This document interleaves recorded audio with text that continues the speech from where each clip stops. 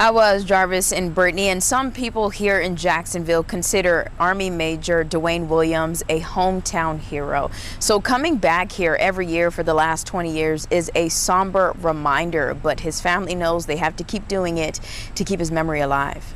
22 years after 9/11 changed the nation, Army Major Dwayne Williams' brother Roy and others still come to Jacksonville Veterans Memorial Park to lay a wreath for him.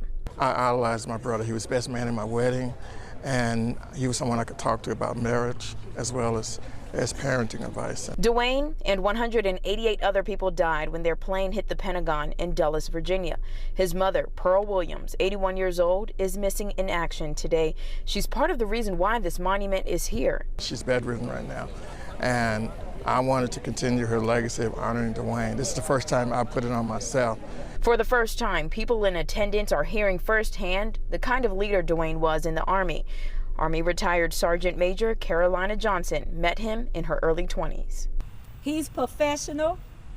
He was funny, that he was, down to earth, and always looked out for his soldiers. Former college roommate and friend Lonzy McCants tells us what keeps him cheerful when thinking about Dwayne 22 years later. If I ever feel down, I always remember Dwayne. He's always upbeat, always had that big smile on his face, music type guy. He's just a super individual, but it's just something I can never forget. And people in this city of 13,000 will never forget because his hometown is making sure of it. His legacy remains alive.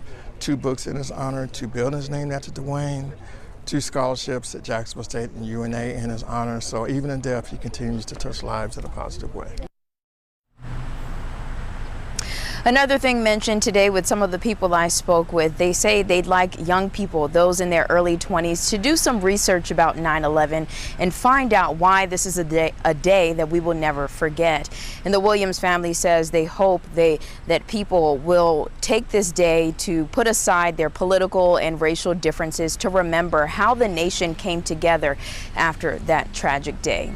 We're live in Jacksonville. I'm Magdala Lusant, WVTM 13.